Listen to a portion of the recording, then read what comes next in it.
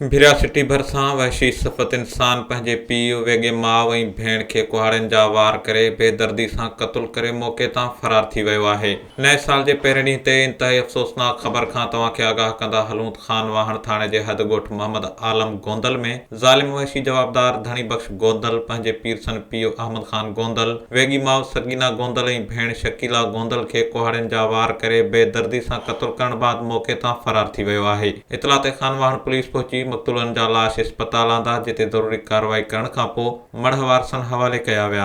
इन हवाले सां मक़तूल अहमद ख़ान गोंदल जे भाइटे Saeed Ahmed Gondal Kawish digital media reporting team सां ॻाल्हाईंदे ॿुधायो त जवाबदार धणी बख़्श गोंदल 2 एकड़ ज़मीन लिखी न ॾियण तां पंहिंजे पीउ माउ ऐं भेण खे क़तल कयो आहे। हुन ख़दशो ज़ाहिर कंदे चयो त पंहिंजे 3 घर भातियुनि खे क़तल करण वारे वाक़े में जवाबदार सां गॾु संदसि ॿिया साथी बि मुलविस थी सघनि था। हुन मुतालबो कंदे चयो त जाके जी जांच करे मुलविस समूरनि जवाबदारनि खे गिरफ़्तार करे कैफ़रे किरदार ताईं पहुचायो वञे। ॿिए पासे ॿुधायो वञे थो त पुलिस वाक़े में मुलविस हुजण जे शक में 5 ॼणनि मंज़ूर अली, मुनवर अली, हलीम, ग़ुलाम क़ादिर ऐं ग़ुलाम मुस्तफ़ा गोंदल खे गिरफ़्तार करे अणॼातल हंधि मुंतक़िल करे छॾियो आहे। इंतहाई अफ़सोसनाक ख़बर आहे भिरिया सिटी खां, जिते ख़ान वाहण थाणे जे हद ॻोठ मोहम्मद आलम गोंदल में मुबैना 2 एकड़ ज़मीन लिखी न ॾियण तां वहशी जवाबदार धणी बख़्श गोंदल कुहाड़ियुनि जा वार करे पंहिंजे पीरसन पीउ अहमद गोंदल, वेगी माउ सकीना ऐं भेण शकीला गोंदल खे क़तल करे छॾियो आहे। इतला ते पुलिस पहुची 3 मक़तूलनि जा लाश इस्पताल आंदा, जिते ज़रूरी कार्रवाई खां पोइ मढ़ वारसनि हवाले कया विया आहिनि। पुलिस मूजिबि जवाबदार वाक़े बाद मौक़े तां फ़रार थी वियो आहे, जंहिं जी ॻोल्हा कई पई वञे ऐं जल्द खेसि गिरफ़्तार करे कानून जे कटहरे में आंदो वेंदो।